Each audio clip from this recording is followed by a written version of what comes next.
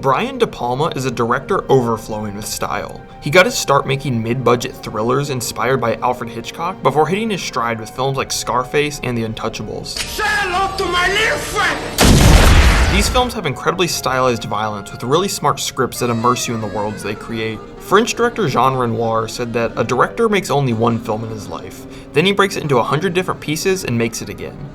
This idea can certainly be seen with Brian De Palma, but not in a negative sense. He's made many creative films throughout his career that are both stylish and thought-provoking, but within them all are similar themes and appreciation for the directors that came before him, just said in different ways.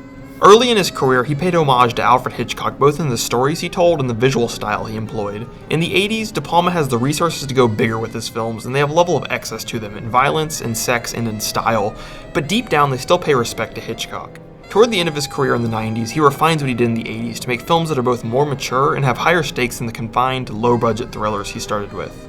I'm going to look at each of these decades and the films that Brian De Palma made, pointing out what makes them special, what makes them similar, and how he pays respect to the directors that inspired him.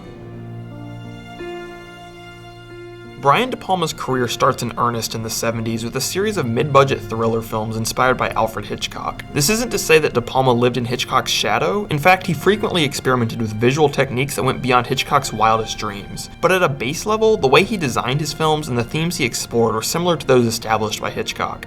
One of the clearest examples of this is his 1976 thriller Obsession, which follows Michael Cortlandt as he loses his wife and daughter because he's unable to pay a kidnapping ransom. The film has been described by both the director and screenwriter as having been inspired by Hitchcock's film Vertigo, with both films examining feelings of guilt and obsession, as well as having a female actress play dual roles.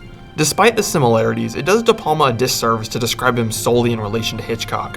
His visual style is incredibly inventive and tells its own story beyond just what the screenplay has. Perhaps the best demonstration of this is his 1976 adaptation of the Stephen King classic Carrie. The visual style is just as untamed as Carrie White in the film, with visual excess being used more and more as this torment builds up within her. This is not to say that the visual techniques in Carrie are used without care, but rather they have a frenetic energy to them not seen in many of De Palma's other films. The buildup of the film uses split diopter shots frequently to place characters equally in focus even though they're not next to each other. This effect works by placing glass over half of the camera lens to make one side of the image focus near and the other side focus far, like if you need contacts and only put one in. Using this technique gives the directors more freedom in how to place characters in the scene, and it creates this feeling of suspense with someone in focus in the background doing things, while someone else is in the foreground in focus, requiring you to more actively look at the screen and take in the drama of the scene. The visual splendor of Carrie really shows its true colors in the climax of the film. Evolving from simple split diopter shots, it now uses split screen to show multiple camera feeds at once. The simplest of this visual technique happens right after Carrie is doused with pig blood and everyone is laughing at her. The camera has a small ring in the center which focuses on people laughing, and all around the ring is duplicated footage of everyone laughing. Using this sort of split screen to show the same footage multiple times instead of showing different footage is genius because it puts you into Carrie's headspace. It doesn't feel like just a few people are laughing at her, it feels like an uncountable horde of tormentors are amused by her pain. Split screen is used again as Carrie uses her powers to attack everyone, this time showing Carrie's face on one side and the effects of her destruction on the other side. Doing this shows you both the emotional scenes of the prom getting destroyed, while looking at Carrie's face as she's filled with these pained expressions as she reflects the hate she's received back toward her bullies. These techniques elevate the film from a simple adaptation of a Stephen King story to a true classic of the genre, with the visuals making it clear that Carrie White is this mirror of all the hatred and tormenting that she's received. Seeing Carrie's reaction to all of the destruction helps the audience identify with her, and they take on the catharsis that she's feeling in that moment. These visual techniques become a key part of Brian De Palma's filmography, especially as we move into the 80s, a period of his career marked with excesses in violence, sex, and style. De Palma's 80s films were similarly focused thematically on feelings of obsession and supported by incredible visual style, just turned up to 11. While working on his 1984 thriller Body Double, De Palma said, "I have a project called Body Double and I'm going to make it an X movie. You want to see violence? You want to see sex? I think it's about time to blow the top off the ratings." And that's exactly what he did in the 80s. De Palma employed stylized violence and a more direct focus on sexual content to create boundary-pushing films that took the suspense of Hitchcock and shocked audiences with graphic material they hadn't seen before. For Brian De Palma, the 80s was a time of spectacle, driven by higher budgets and the aforementioned graphic content. In terms of over-the-top stylized violence, Scarface is one of the best to ever do it. Violence motivates every single action in Scarface, from Tony Montana's assassination to get a green card, to his start in the criminal world, to his downfall at the end of the film. Although it shares many events and plot points with the 1932 film of the same name, De Palma's Scarface is so much more impactful and meaningful because of the way gratuitous violence acts as a highlighter for the emotional moments in the film. The first example of this is the drug meet with the Colombians. Tony shows up for a drug deal gone wrong, and what ensues is a death by chainsaw and an incredibly bloody shootout. Using the violence this way sears the scene into the mind of the audience just as it's seared into the mind of Tony Montana. This scene kickstarts Tony's criminal career, which ends abruptly with the other great use of violence in the film, the ending. The ending sees Tony's mansion swarmed by gunmen who eventually kill him, and it allows the violence to come full circle. The best part of it is right at the end when he drops the gun and all of his assailants continue to shoot at him. Instead of retreating or surrendering, he stands there taunting them as he gets hit with shot after shot because he believes that he's so powerful that he doesn't need to fear death. The violence here associated with Tony's death is so over the top that to the audience it's silly for him to believe he could survive this attack, but it perfectly shows how deluded Tony is from his power trip and connects perfectly to his self-inflicted downfall. Earlier, I quoted Brian De Palma while working on Body Double, and it was that film that took the work of Hitchcock, specifically Rear Window, and combined it with overtly sexual content to create an obsessive thriller unlike anything else. The film was made after De Palma had been required to cut content from Scarface and Dressed to Kill in order to comply with ratings boards, so he decided that with Body Double, he would push the limits of what was allowed. In doing so, Brian De Palma fills the film with gratuitous violence and sex, and it's certainly shocking. As mentioned previously, De Palma's style separates him from directing in Hitchcock's shadow, and Body Double is the clearest example of this. It follows the structure and themes developed in Rear Window and Psycho, but shocks and challenges audiences in a way that Hitchcock would not have been able to do. It isn't just an element of style, it allows De Palma to probe a different part of the mind than Hitchcock, and in doing so exemplifies what De Palma's 80s films are all about. Taking his inspirations and twisting them in a way that would never have been accepted in the past and were hardly accepted on release. To close out the 80s, De Palma took the best of his violence and the best of his visual style to create the crime thriller Untouchables. This film has everything you'd want from De Palma's signature style. Split diopter shots, incredible zooms, and a slow-motion shootout that sends blood everywhere and pays homage to the 1925 classic Battleship Potemkin. Untouchables is perhaps his most spectacular film in the 80s, despite not having as much violence as Scarface or as much sex as Body Double. It succeeds by making violence and style instruments of the plot rather than just accompaniments to it. Scarface is a great film, but its violence is used more to shock the audience, while the violence in Untouchables is what starts and stops the motivation of Detective Elliot Ness, played by Kevin Costner. One of the brutal opening scenes sees Al Capone beating a snitch to death with a baseball bat and the camera lingering over his bloody body as everyone looks on. Baseball. This violence kickstarts the narrative of the film and shows the audience from the start what sort of world Al Capone operates in. The most iconic scene is the shootout at the end of the film with all of De Palma's stylistic techniques rolled into 3-minute non-stop showcase of visual style. It's not just violent to be violent, it builds the stakes of Al Capone's crime spree and demonstrates to the audience the stress that Elliot Ness is under as he works to arrest the notorious gangster. This restrained approach towards violence is continued into the 90s as De Palma's films become more mature and focus on a larger perspective than just the individual.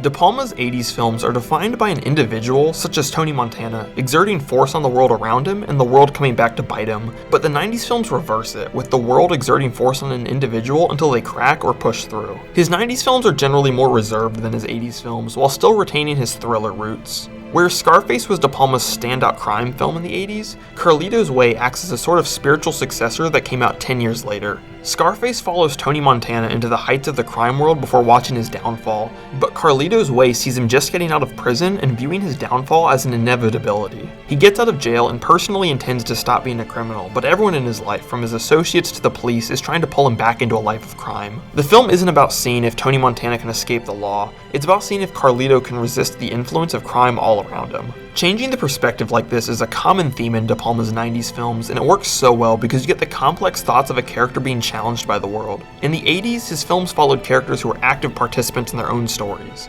By comparison, Carlito's Way gives you access to Carlito's mind as he questions what he's done with his life and wonders how much longer he'll be able to live as a result of this life of crime. In keeping with the theme of rejuvenating older ideas in his career, De Palma's 1996 film Mission Impossible goes back to his classic thriller traditions and themes, while also paying homage to the 60s TV series of the same name. Most people think of Mission Impossible as an action franchise because that's what all of the sequels are, but the original film was closer to a heist film with only a big action set piece at the end. Where previous De Palma thrillers focused on guilt, Mission Impossible focuses on deception.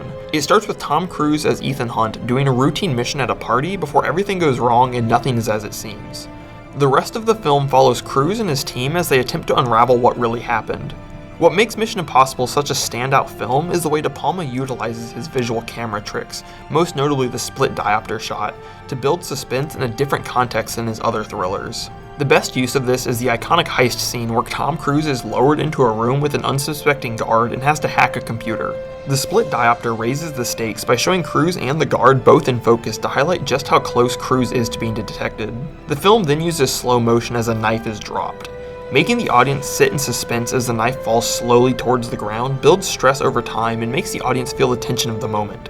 Mission Impossible takes the suspenseful style that De Palma created in his earlier films and applies it to a new context where the threat isn't a single character, but the entire environment the characters are placed in. Snake Eyes is De Palma's last film of the 90s, and it mixes exuberant style with one of De Palma's best-written mysteries. As much as De Palma utilizes visual style, almost everything visual in Snake Eyes is designed to deceive the audience. On a first time watching the film, everything you took as factual gets turned on its head by the end, and De Palma makes use of this deception to poke fun at the audience. The biggest way he does this is with the opening, a 13-minute long uncut shot following Nicolas Cage as a detective as he takes his seat at a boxing match. Using long takes like this imply that nothing is cut or hidden in an edit, and as an audience you would then value this shot as more truthful than a quickly edited montage, especially considering that this is the first shot in the film and provides so much exposition about characters and situations. The purpose of doing this is to make a mystery that truly tricks the audience, making the film as unreliable as a random witness to an event and making you question why you believed the things you saw. A script that hides information is one thing, but deceptive visual techniques is another level of filmmaking and something I really respect in this instance. Even the marketing plays into this trickery with a poster saying, "Believe everything except your eyes," and "Watch closely." For De Palma, the 90s sort of bring his career full circle. Even though he made 6 more films after the new millennium, the 90s signaled the end of his critical and commercial success. I think it's fitting that the winding down of his career comes with him revisiting some of his stylistic tendencies of the 70s movies and reworking the execution of his 80s movies to be more polished than boundary breaking. Even though his films have changed since the 70s, it's still the same director making these films, and it's clear from his influences and style. As Jean Renoir told us earlier, a director makes only one film in his life. Then he breaks it into 100 different pieces and makes it again. I would like to revisit this quote with the knowledge we've acquired from examining De Palma's career. One attribute people often tack onto De Palma, often more harshly than needed, is that his films are similar to the works of Alfred Hitchcock. You can definitely see connections to Hitchcock in his thriller films, both in the themes as well as certain stylistic elements. Many of his films are direct homages to Hitchcock's work, with Raising Cain borrowing many plot points and visual elements from Psycho, as well as Carrie featuring the music from the Psycho shower scene whenever Carrie uses her powers. Creepy Carrie! One of the biggest thematic similarities between Hitchcock and De Palma is the focus on feelings of guilt. Both directors use guilt as a motivation for their characters. They think they've done something wrong and it haunts them through the rest of the film. From Hitchcock, this can easily be seen with Psycho, where the inciting incident for Janet Leigh to appear at the Bates Motel is her fleeing Arizona after stealing money from her boss. On De Palma's side, guilt causes issues for the main character of Obsession, as he feels responsible for the death of his wife, causing him to alienate his daughter who lived. Even though they explore similar aspects of the human psyche, Brian De Palma isn't a high-budget Hitchcock. De Palma's thrillers are a world of their own through the unique visual style he creates with camera and editing. Even if De Palma were to remake Psycho, it would be a completely different feeling from the original. Beyond just Hitchcock as an influence for thrillers, I think it's really fascinating how De Palma builds on his own career through his action films. Scarface was sort of a departure from typical Brian De Palma releases in 1983, but it laid the groundwork for him to create The Untouchables, Carlito's Way, and Mission Impossible. For many people, De Palma is an action director more than a thriller director, and that's because of just how good he is at making visual action. De Palma's roots in thriller movies led to him creating a unique, masterful visual style that focuses on intrigue rather than explosions. Sure, Scarface and Untouchables have big shootouts, but what makes them so memorable is the application of his style to build suspense along with the excitement of the action. Tony De Palma shooting people with blood going everywhere is a really exciting scene, but what really sticks with you is the way De Palma uses the camera to show the audience an assassin that Tony is unaware of. The audience sees the guy walk up behind Tony, and suspense builds as they wait for the inevitable, with the death of Tony Montana made more impactful by these close-up shots of the gun and its result. As an audience member, you can't leave the film without seeing exactly how Tony Montana died. The final shot of the film wraps it all up, looking down on the destruction Tony caused and moving higher and higher, making him and his effects seem more insignificant by the second. All in all, Brian De Palma is a versatile filmmaker who exceeds the constraints of a genre. He doesn't just succeed at action or thriller movies, he leaves his mark on the genres to create classics that are celebrated decades later. I think it's clear that Brian De Palma's career is more than just what it says on the tin. You can go in knowing him from Scarface and Mission Impossible and leave with an appreciation for another genre and a respect for Alfred Hitchcock. Lots of directors are talented or multifaceted, but De Palma has been able to be boundary-pushing, genre-defining, and commercially successful all within his own time. Some directors can be great for artistic or academic reasons, but De Palma's films are truly always a fun time. I hope you leave this video with an appreciation for or new interest in the films of Brian De Palma. If this was interesting, be sure to subscribe and comment your favorite De Palma film. Thanks for watching. So say goodnight to the bad guy.